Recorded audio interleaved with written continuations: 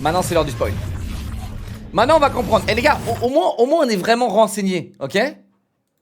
L'écran principal. Est-ce que vous connaissez le concept d'armure en scénarium? En fait, oui, vous le connaissez forcément. C'est ce truc qui dit que quand vous allez voir un film et que George Clooney est en danger de mort dans les 5 premières minutes, vous savez très bien qu'il n'est pas réellement en danger de mort et qu'il va obligatoirement s'en sortir. Déjà parce que c'est le gars dont la tête est en 4x4 sur l'affiche du film, mais surtout parce qu'à 14 € la place de ciné, le film ne peut pas durer 5 minutes. Et ce concept, on le retrouve aussi dans la plupart des jeux vidéo. Parce qu'après avoir acheté un jeu, on n'a pas envie que notre première interaction ce soit une mort violente suivie d'un retour brutal à l'écran de démarrage, mais Fear and Hunger, visiblement, n'en a rien à faire de l'armure en scénarium. Tant mieux. Et apparemment va falloir s'y habituer parce que mourir sur un canidé. C'est vrai que j'ai pas eu les louls, moi. J'ai pas eu les louls. Bah après, il m'a spoil. Hein. Je pense que je les aurais pris dans la gueule s'il m'avait fait spoil. En seulement 12 secondes, alors qu'on a lancé le jeu dans sa difficulté la moins élevée, c'est quand même plutôt embarrassant. Ah ouais, moi je pensais qu'il parlait de la difficulté méga élevée. Mais bon, maintenant qu'on a joué au jeu, les gars. Cela dit, je vous l'accorde, c'était peut-être un peu court. Ma seconde partie était sans doute un peu plus parlante. La première étape, c'est de choisir un des 4 personnages. Il y a le mercenaire, il y a la chevaleresse, il y a le prêtre obscur et il y a le voyageur. Chacun d'eux a des stats, des capacités différentes, mais tous souhaitent rentrer dans le donjon pour la J'ai pas lu même tout ça, la raison. putain merde. Retrouver le chevalier le garde. Soit pour le voler, soit pour le sauver, soit pour le tuer, soit... C'est compliqué, mais... Ah, ok. Bah, je comprends mieux là. C'est bien là. Franchement, la vidéo elle est bien. Un seul dev sur le jeu? Comme d'hab. Qu'est-ce que je vous dis? Comme d'hab, les gars. C'est la seule info qui nous est donnée. C'est visiblement le but du jeu. Faut juste trouver un gars et s'échapper du donjon. Ça peut pas être si compliqué que ça. On y reviendra. Quel que soit le personnage choisi, la partie débute toujours de la même façon. Seul, dans la cour du donjon de Fear and Hunger, sans tuto, ni journal de quête, sans map, ni direction où aller, rien d'autre qu'un cheval décédé qui attire notre attention. Mais cette fois-ci, on va éviter de jouer à pignata cheval pour plutôt directement rentrer dans le donjon. Il va me méga spoil là, non? Chat, il va me méga spoil. Bon, l'atmosphère est brillante. Brillante pour créer de l'anxiété et du désespoir. C'est exactement la direction artistique que j'attends à mon enterrement. Côté interface, on a une barre de vie, classique, mais aussi une barre de faim et de peur, d'où le nom du jeu. Et ces deux barres, elles se drainent continuellement, donc de façon tout à fait logique, pour éviter de mourir de faim, il faut se nourrir. Pour éviter de devenir fou, il faut consommer de l'alcool ou de l'opium. Et je vous l'accorde, c'est probablement la pire façon de résister à la folie dans la vraie vie, mais dans un lieu où la créature la moins effrayante, c'est ce géant qui est en train de me foncer dessus, ça se discute. D'ailleurs, j'ai pas réussi à le semer, le combat s'est lancé et... Pause, il faut qu'on parle de censure. La censure, c'est mal. Dans 99% des cas, c'est mal. Ici, la censure... Ah, t'as vu, il a une c'est robe. plutôt cool. Le Sa garde tub, en que fait. vous voyez actuellement n'est pas Chat, le y'a personne véritable qui a trigger sur mon live que c'était sa tub? Moi, j'ai capté une fois que j'ai coupé. Mais sinon, j'avais jamais capté. Ah si? Moi, elle m'avait pas choqué tant que ça, tu vois, en vrai. À la place de sa jolie petite jupe en cuir, se trouve En vrai, c'était pas normalement choquant, les gars. une troisième jambe. La version courte de l'histoire, c'est que Fear and Hunger est assez largement inspiré de Berserk. Donc la gargantuesque liste de trigger warning qui accompagne ce jeu ne devrait pas être une surprise. C'est typiquement le genre de jeu qui donne envie de contacter un thérapeute, et un des outils fréquemment utilisés, c'est la nudité. Une nudité qui n'est pas là pour rien, qui n'est pas là pour En vrai, choquer mec, même pas gratuitement, choquant, qui est là ouais. pour créer un sentiment Franchement, de Outlast, malaise c'est chez 10 le fois joueur. pire, les gars. Vraiment, Entre je joue à vous des et jeux moi, 10 fois pire. Ça fonctionne, mais pour créer du contenu autour du jeu, le petit mode de censure est obligatoire. Car sinon j'aurais pas pu vous montrer ce fort bien membré garde et j'aurais pas pu vous parler du système de combat de Fear and Hunger. Un système de combat, Système de combat est basé cool, hein. sur la joyeuse notion de démembrement. Là où dans les RPG au tour par tour classiques, vous allez être mis face à de C'est pour ça que je pense que la hache, les gars, c'est littéralement la meilleure arme du jeu, je pense. Vraiment. La hache, c'est la meilleure arme du jeu, les gars. Je le pense sincèrement. nombreux ennemis et allez devoir choisir. Parce que vu qu'effectivement le jeu il était basé sur le démembrement, tu dois couper les jambes, les trucs. En fait, si tu coupes pas les jambes d'un coup, bah t'as pas de résultat quoi. Non, c'était la Claymore. Impossible, les gars. Après, la Claymore elle est bien pour couper la tête, tu vois, mais bon. à 1 Elle a fait 1600 dans la tête, c'est vrai. 1600 dans la tête, c'est pas mal. Hein. ou 2 ennemis, et allez devoir choisir dans quel ordre vous souhaitez les découper. Choisir le bras armé en priorité paraît être une bonne idée, mais les jambes pourraient le mettre au sol plus vite. Viser la tête directement est aussi une option, mais du coup, beaucoup plus risqué. C'est assez basique, assez facile à comprendre, mais là où ça devient rigolo, c'est que l'ennemi, il va faire exactement la même chose. Notre personnage est lui aussi composé de parties du corps, et lorsqu'on perd, je sais pas, un bras, on le perd pour le reste de la partie. Et Non, mais non. perdre un bras encore, ça va, on peut plus porter de bouclier ou d'arme à deux mains, mais en perdre deux, c'est déjà beaucoup plus délicat. Et Mais non, il a pas dit qu'on peut faire repousser les membres, non, avec les potions, non? j'ai probablement pas besoin de vous. Il spoil pas? Ah, il spoil pas. Bah, si, il spoil, parce que. Si, du coup, il fake news. Ah, on peut pas? On peut pas. Dans ce cas-là, c'est moi la fake news. On peut juste pas, les gars? Vous décrire ce qui se passe lorsqu'on perd ses jambes ou ses yeux. Quoi? Alors, Quoi?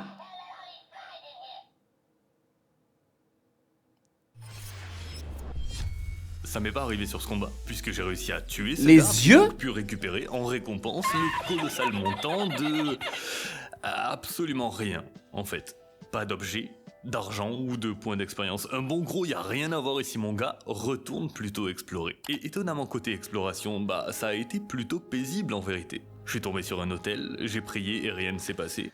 Attends, je suis désolé là, je viens de jouer quoi? 1h30? Non, c'était pas paisible. Non, ah non, y a rien eu de paisible là.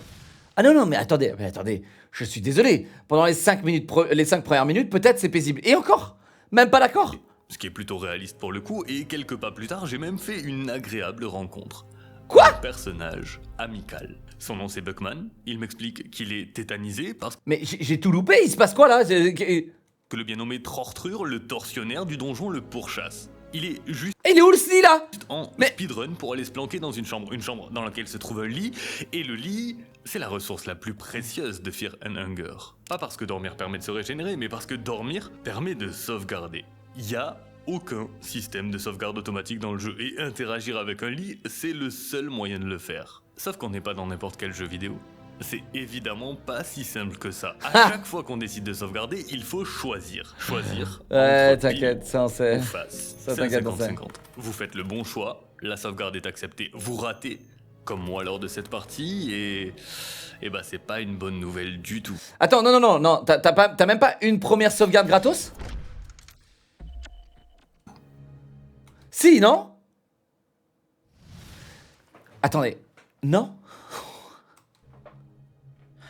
Oui, ça fera l'affaire. What the fuck? Voyons. Tu n'as pas besoin de tes jambes, n'est-ce pas? En tout cas, plus maintenant. Qui c'est qui fait là? Qui c'est qui parle là? C'est certain. En vrai, ça le fait. Tu n'aimes pas le tremblement de la douleur? Dans ce monde froid, il est difficile de ressentir du plaisir. Mais tu sais, la douleur et le plaisir ne sont pas si éloignés. C'est pour cause de la douleur. Combo, ça va? Du plaisir à quelqu'un d'autre. Là où tu vas, tu n'as pas besoin de bras. Et que ça saute. Laisse-moi retirer tes parties sales et coupables. Et que ça saute. What the fuck? Et un nouveau retour à l'écran principal, parce que j'ai essayé de sauvegarder. Ouais, voilà. Je vous cache pas qu'à ce moment-là, Non, mec, non. Attendez, je pensais qu'il y avait une sauvegarde gratos, les gars. Ça fait 3 heures que je joue. j'ai une réaction Par contre, j'avais un parchemin de sauvegarde, les gars. J'ai envie de chialer. Hein. d'enfant. Je me suis dit mais c'est pas juste en fait. Je ne mérite pas de mourir comme ça. Depuis le début de cette partie, je fais attention à ma santé, à ma barre de faim et de peur. Je prends le temps de ramasser tout ce que je trouve et d'entrer dans chaque nouvelle salle avec prudence. Et là on m'annonce que je vais devoir recommencer à zéro parce que j'ai essayé de sauvegarder. Soit il y a une chose qui visiblement m'échappe et je comprends pas ce que j'ai sous les yeux, soit le jeu est terriblement injuste. Spoiler. Ouais, le jeu est terriblement injuste. Est-ce que ça m'a arrêté? réalité, absolument pas. Et je saurais même pas vous dire pourquoi réellement. Je crois pas que ce soit la direction artistique, bien que très jolie, ni même la musique ou l'ambiance. Je crois que c'est surtout le fait que ce donjon me résiste. Comme s'il me criait au visage de ne plus revenir l'explorer, de ne plus lancer de nouvelles parties. Et c'est bête, mais je peux pas m'empêcher de penser que lorsqu'une chose est difficile à atteindre, honteusement surveillée et cruellement bien gardée, c'est qu'elle est forcément... Mais du 22 la fille. Non. En tout cas, c'est ce qui m'a donné envie d'envoyer des heures et des heures dans le jeu. Et j'aurais aimé vous dire qu'avec de la détermination, j'ai pu avancer et en sortir victorieux, mais absolument pas. Le jeu m'a piétiné. La run suivante, j'ai Ah, c'est vrai ça, toi aussi, Combo, ça va alors. un clou rouillé et je me suis vidé de mon sang. Celle d'après, il y a juste un trou qui s'est... Chat, c'est vraiment le bon terme. Je me suis fait piétiner. Pour le coup, c'est le bon terme. C'est cool, tu vois. Là, on peut vraiment référer à la vidéo. J'aime bien faire ça. On le fera plus souvent, les gars. ouvert sous mes pieds et ça m'a explosé les deux jambes. Juste après, je me suis retrouvé coincé dans un puits à merde pour l'éternité. Puis j'ai voulu retirer Excalibur de mur et fini enseveli, à nouveau rendu buste parce que je croyais être une assiette empotrée au sol. Je suis mort d'éboulement, de faim, de soif, de décapitation, de démembrement et de tout un tas de choses que je ne peux même pas décrire en vidéo. What? Vous savez combien What? d'heures de jeu ont été foutus en l'air dans les 9 dernières secondes Ouais. de cette Combien? vidéo? Combien? Beaucoup trop. Non. Plus de 160, arrête. Non. En fait, là, Combo, ça fait 1 mois ou 2 mois qu'il fait plus de vidéos et c'est à cause de ça? Beaucoup trop. Honnêtement, Il a passé 1 mois à se faire démembrer la gueule sur le ce jeu m'a jeu. donné 1001 raisons d'arrêter. Non, J'ai mais- toujours cru que j'aimais profondément les jeux difficiles. Sincèrement, mettez-moi sur une île déserte quelques années avec juste une paire de Dark Souls, un petit Darkest Dungeon et 6 tonnes de Doritos saveur Sweet Chili Pepper et vous ne m'entendrez pas dire une seule fois que je m'ennuie. Mais là, je comprends juste pas. Si ce jeu est supposé être un jeu de rôle, visiblement je joue le rôle de la victime et c'était rigolo au début, hein. Mais se faire oblitérer ses heures de jeu sur un pile ou face, un ennemi random ou un événement aléatoire, c'est juste beaucoup trop cruel. Et très honnêtement, je vous le dis sans avoir les fesses qui claquent, ouais, à ce moment-là, je n'ai plus aucune volonté de relancer une partie. J'ai pas le mental pour ça. Fear and Hunger. Chat, maintenant que j'ai 1h30, je vais vous dire, en termes de mental, en vrai, ça va. En fait, je trouve juste que l'aspect juste de se dire, ok, c'est pas grave. En fait, il faut juste y jouer en mode, bah vas-y, c'est pas grave, je recommence et j'aurai une meilleure run, tu vois. Et t'es en mode, mais c'est juste ce truc-là. Pourquoi je suis en mode, vas-y, peut-être en stream, c'est pas ouf. Moi, je sais qu'en tant que gamer, j'aurais pas de problème à le finir. Mais en stream, c'est différent parce qu'en stream, je vous fais subir la même chose non-stop. Alors, je sais que c'est un peu contradictoire parce que quand je fais Elden Ring et que je fais le même boss pendant 24 heures d'affilée, ça vous dérange pas, au contraire. Mais là, en fait, là, les graphismes font que il y a beaucoup de choses qui font que, bah voilà, tu vois. Mais non, je. M'a brisé. Mais sinon, le jeu est cool, vraiment. Je pense juste que c'est les graphismes qui vous freinent un peu là. L'esquisse à 2 balles, mec, t'as pas idée à quel point. Si. Enfin, les vrais savent à quel point je peux endurer, mec. Les vrais savent à quel point je peux endurer, mec. Moi, j'ai aucune limite. Aucune limite. Et surtout quand c'est les jeux vidéo, hein, je peux endurer, mec. Hein. Je peux vraiment endurer, les gars. Pourtant, Fear and Hunger n'est pas un jeu difficile. Enfin, pas difficile. Ah bah non, c'est clair. Tu vois? Et voilà, il va tout dire. Dark Souls, c'est Il pas va tout dire. mécaniquement difficile. C'est vérité, que la chance. C'est juste que Fear and Hunger joue avec ses propres règles. C'est que de la chance. Donc en fait, tu relances la save et t'as de la chance. T'as pas de chance, ciao. de règles C'est que de la chance. terriblement cruelles que le joueur n'a aucun On fera un autre sondage à la choix fin de la vidéo. que d'accepter. Une des façons que le jeu a de vous Regardez, il vient de dire exactement tout ce que je viens de dire. Tu dois accepter. C'est-à-dire que mec, il t'arrive une dinguerie, tu dois l'accepter. C'est pas douloureux, tu vois. C'était juste, bah voilà, t'as pas eu de chance, mec. Alors que par exemple, dans un Dark Souls, mec, tu peux t'en vouloir parce que c'est ta faute. Mais là, dans ce jeu, mec, ce sera pas de ta faute. infliger sa cruauté passe par l'aléatoire. Tout est aléatoire. Quand c'est pas ta faute, ça devient juste un petit peu répétitif et die and retry sans vraiment. Pas uniquement la sauvegarde, hein. La disposition du donjon est aléatoire d'une partie sur l'autre. Les loots, tous les loots sont aléatoires d'une partie sur l'autre. Le seul objet Ah bon? La disposition du donjon également? que j'ai l'impression de trouver fréquemment et à des endroits fixes, c'est la Ciaos. Et la Ciaos est une très mauvaise arme.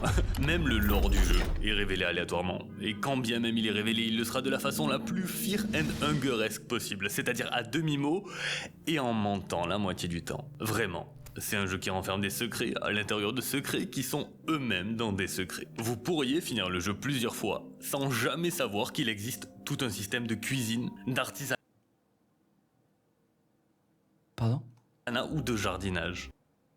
Pardon? Vous Jardinage? pourriez finir le jeu plusieurs fois sans jamais savoir qu'il existe un système de progression, tout simplement pour apprendre de Excusez-moi? nouveaux sorts et de nouvelles techniques. Et je Ah!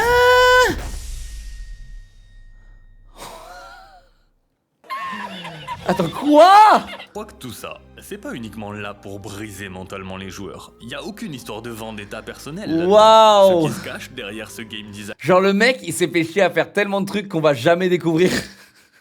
a une contre Mais tu sais, genre vraiment des trucs, on met point de compétence trop utile et tout, tu sais. Un arbre de talent énorme et tout, et... intuitif au possible, ce qui se cache derrière ce qui pourrait passer pour de la cruauté pure, c'est que Fear and Hunger n'a pas décidé de récompenser ses joueurs avec un chiffre qui augmente, un petit bruit satisfaisant et 3 dégâts en plus au prochain combat. Il a décidé de les récompenser avec de la connaissance. Oui, très bien vu. Très très bien vu. Et ça, c'est effectivement une monnaie, une monnaie qui est beaucoup moins utilisée aujourd'hui, les gars. La connaissance. Avant, le savoir, les gars, c'est la plus grande récompense que vous obtenez dans l'expérience IRL. IRL, vos expériences, c'est le savoir, c'est l'expérience. Et dans un jeu, avant, c'était un peu la même chose aussi. Dans beaucoup de jeux à l'ancienne, c'était votre connaissance dans le jeu qui était ouf, tu vois. Bon, c'est pour ça aussi qu'on a beaucoup aimé Sea of Thieves, parce que les connaissances dans le jeu, Sea of Thieves, c'est ce qui fait que bah, vous gagnez en level et pas dans le jeu, tu vois. Mais bon, s'il y avait des choses à faire, on serait tous contents sur Sea of Thieves. En créant des moments que j'ai scientifiquement appelés le on. Mais c'est pour ça en fait. Le clou rouillé par exemple, c'est probablement le Excusez-moi, pardon. truc qui a explosé le plus de mes runs. Choper T'as marché sur un clou? une infection gratuitement et inévitablement crever Non, mais c'est... quelques minutes plus tard, juste parce qu'on a marché au mauvais endroit. Oh putain, mec, franchement, si jamais on finit le jeu en live, je suis très content, merci Combo. Oh merci, je ferai attention où je marche. Endroit, c'est incroyablement cruel. Sauf que si vous vous souvenez du fait que nos personnages peuvent perdre leurs membres, si vous vous souvenez que des Ciaos sont fréquemment disséminés un peu partout à travers le donjon, et si vous vous souvenez du bruit que je vous ai fait écouter en début de vidéo, bah vous comprenez que... Oh, mais c'est pour ça en fait. Pardon?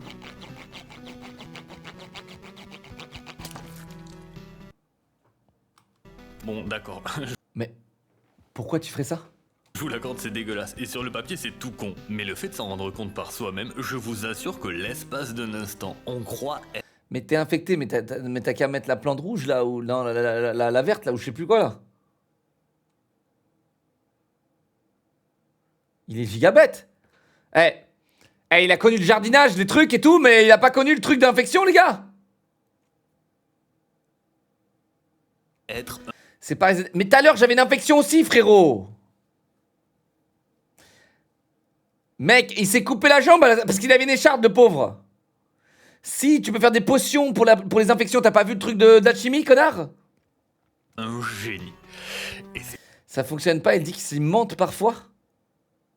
franchement plutôt agréable. Surtout que des moments comme ça, Fear and Hunger en fait vivre des dizaines. Parce qu'il est là le véritable système de progression du jeu. Le jeu ne cherche pas à briser En flacon explosif pour l'éboulement. ses joueurs.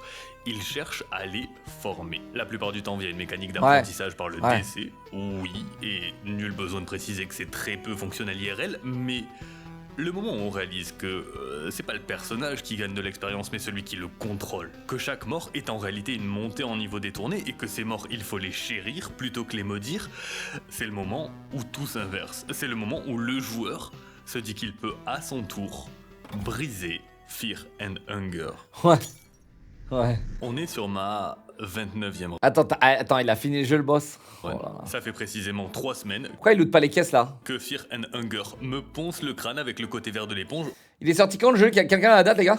tous les jours. Sauf qu'à force de me distribuer des moments de oh... Il a un chien le bâtard. Mais c'est pour ça en fait. 2018. Je commence à la comprendre un peu mieux, cette salle de torture digitale, et cette fois-ci, j'ai un plan. Un plan en 4 étapes. La première, c'est de faire des réserves. Le but, c'est de ne plus jamais avoir à se soucier d'un manque de nourriture. L'idée, c'est de piller l'entièreté de la première section du donjon en évitant toute forme de combat. On fouille tous les tonneaux. Ouais, j'aime bien. Tous les coffres, toutes les bibliothèques, on devrait tomber sur pas mal de nourriture. Et on devrait aussi tomber sur une cage dans laquelle se trouve la petite fille. Et la petite fille se trouve être la pièce maîtresse de ma deuxième étape. Ah bon? Obtenir la meilleure arme du jeu. Cette arme, c'est la Claymore, elle est vendue... Menteur. Il ment. Par Pocket Cat, le marchand itinérant de Fear and Hunger qui se trouve dans les mines et qui n'accepte comme paiement que des enfants. On lui dit ou pas? Les gars? On lui dit? On lui dit comment avoir la Claymore ou pas? Parce que... Parce qu'elle est pas obligée de balancer la petite fille, hein. Humain. J'ai l'impression, j'ai fait 1% du jeu quand je regarde cette putain de vidéo. Ah là, ma parole. Troisième étape, devenir le meilleur personnage du jeu, et pour ça on va devoir faire un raid sur cet étrange village raciste, délivrer Darcy, la chevaleresse, et l'épouser. Ce qui, dit comme ça, ne doit pas être très clair, mais le mariage dans Fear and Hunger est un concept un peu particulier. En fait, en se rendant sur un cercle de prière et en montrant son amour à un autre personnage, il y a une cinématique que je peux vraiment pas décrire qui va se jouer, et le résultat sera un mariage. Mais pas un mariage dans le sens ils vécurent heureux et eurent 8 enfants, plutôt dans le sens ils vécurent dans le même corps et eurent 8 chromosomes restants. Dans Fear and Hunger, vous ne consommez pas le mariage, vous devenez le mariage. Et le mariage, What? il tape fort. Encore plus fort avec la meilleure arme du jeu entre les mains. Maintenant, la seule chose qui lui manque, c'est d'obtenir la meilleure armure du jeu. Et ça, c'est la 4e étape de mon plan. L'armure de pénitence. Problème, elle est aussi livrée avec des pics internes prévus pour provoquer une douleur si folle qu'elle empêche le porteur de sombrer dans la folie, et il ne faudra pas plus de 3 minutes à mon perso pour se vider de son sang une fois à l'intérieur. Solution, l'anneau de sang inerte. Un anneau qui empêche toute forme... Attends, mais mec, c'est... Non, mais c'est... Attends, mais... Allô? de saignement et qui, pour je ne sais quelle raison, se trouve sur ce gars-là. Et là, uniquement là, on a tout juste assez de puissance pour affronter ce donjon maudit. Pour faire face à... Attends, c'est que maintenant qu'il a de la puissance... Attendez! C'est que maintenant qu'il peut commencer à affronter des mobs?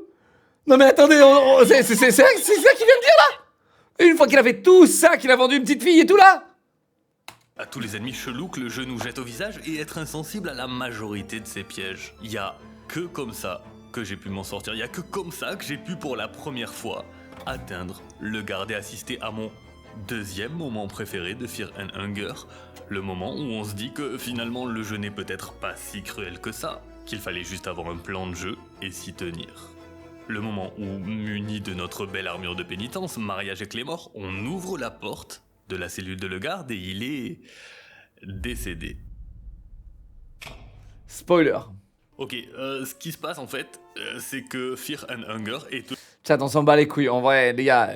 aussi secrètement un speedrun. En réalité, lorsqu'on pose un premier pied dans le donjon, il y a un chrono qui se déclenche et 30 minutes plus tard, Ça, je le savais. arrive, le garde décède. Ce que ça veut dire, c'est très simple. Attends.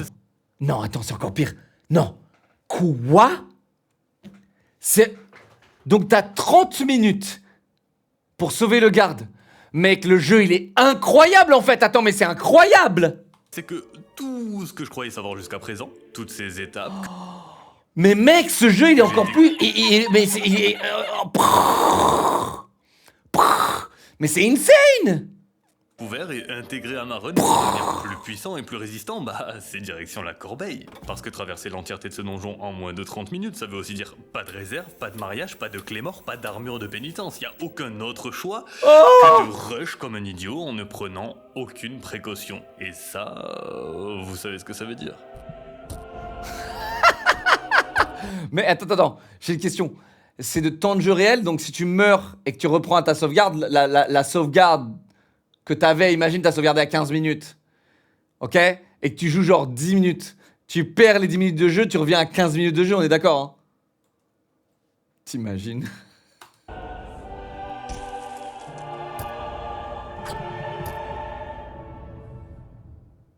Je vais même pas vous dire combien de runs ça m'a pris pour à nouveau atteindre le garde, mais cette fois-ci sans aucune Oh mon dieu, précaution. ça les gars, passer sous le sol, ça m'est déjà arrivé. C'est une dinguerie, c'est juste du n'importe quoi. Personnel, je vous permets pas de juger, mais pas mal de runs. Le seul avantage, c'est qu'à ce stade, ce donjon, on le connaît beaucoup mieux. Déjà, on connaît à peu près le chemin pour atteindre le garde, on sait... Attends, donc le chemin, il est pas aléatoire, si? Plus ou moins où aller et où ne pas aller, quel combat prendre et lequel absolument esquiver. Donc, en jouant de la façon la plus lâche possible et avec un peu de chance, j'ai pu une nouvelle fois atteindre le garde. Cette fois-ci, en moins de 30 minutes et cette fois-ci... Attends, mais il a réussi ce malade mental?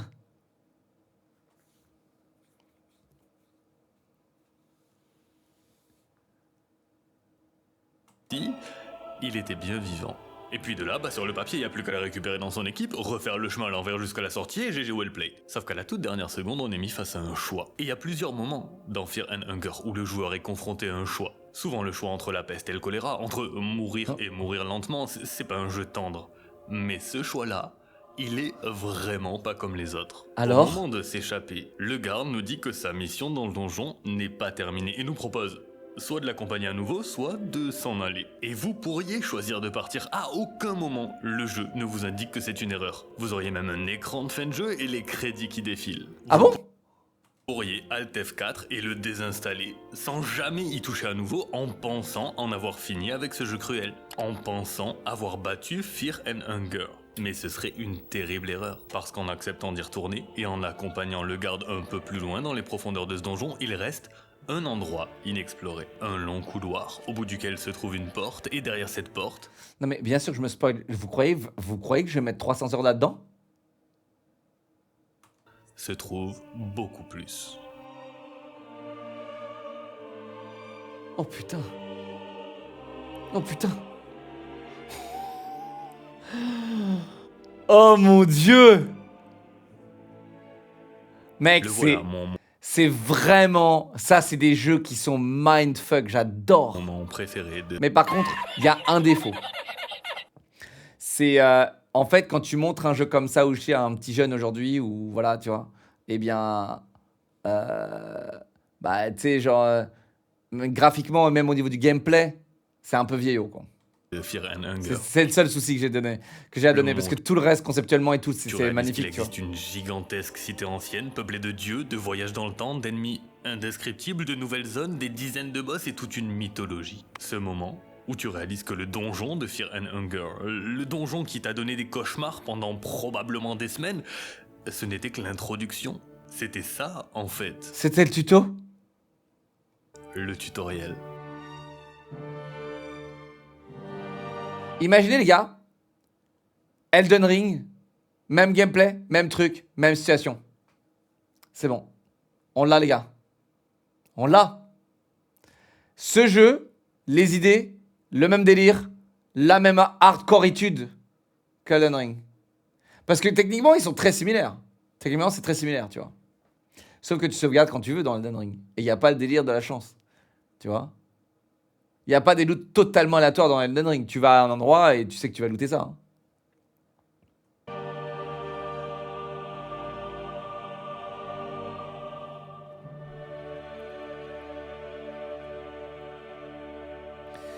Putain, mec. T'as des mecs qui doivent avoir des saves sur ce jeu, frérot.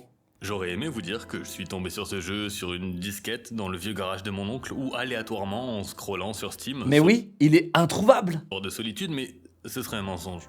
Je suis tombé sur Fear and Hunger parce qu'un de mes créateurs de contenu anglophone préférés, Super Wolf. Mais c'est surtout que, les gars, il est introuvable. Moi, je sais pas pourquoi sur mon Steam, je le trouve pas. Sur mon Steam, je peux pas le trouver, tu sais, j'ai pas le... Je sais pas si c'est la nudité ou quoi, mais je sais pas. On a fait une vidéo intitulée Le jeu vidéo. Et j'ai pas activé de filtre mature sur mon Steam, je me fais contrôler parentalement là, les gars. Le plus cruel. Dis-toi que c'était la difficulté la plus simple. Je ne crois pas que ce soit un jeu si cruel que ça. En tout cas, c'est pas le ressenti. C'est Vanguard. Je crois qu'en vérité, c'est un jeu plutôt respectueux. Pas respectueux de nos heures de jeu, oula, non, clairement pas, mais respectueux de notre capacité à comprendre ce qu'il nous crie au visage depuis la première minute de jeu. Ce qu'il nous crie au visage en cachant ses propres fonctionnalités, en faisant tout l'inverse de ce que l'industrie du jeu vidéo essaye de faire depuis des années, en sacrifiant des personnages que vous aviez juré de protéger et en vous faisant tout perdre. Continuellement, de la façon la plus injuste qui soit et sans aucune pitié. Et ce message, c'est que Fear and Hunger n'est pas un jeu vidéo, et que si vous le voyez comme ça, vous allez être très déçu. Parce que je crois qu'il n'essaie même pas de l'être. Ce que Fear and Hunger essaie d'être, c'est pas un jeu, c'est un simulateur de donjon maudit. Évidemment que si tu sautes dans un trou, tu vas te péter les 2 jambes, évidemment.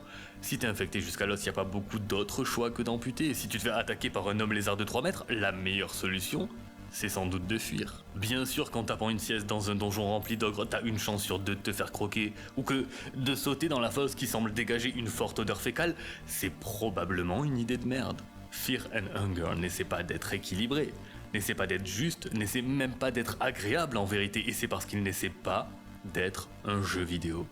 Il essaie d'être Ouais, ça reste un jeu vidéo, Combo, hein. Vrai, cruellement vrai, et ça, il le fait cruellement bien. Ouais, pour le coup, ouais. Très beau, très beau, très beau, très beau, très beau. Très beau, monsieur Combo. Comme d'habitude. Ah, il nous fait découvrir des bons trucs en plus, hein, là, franchement. Mais j'ai trop souffert, les gars.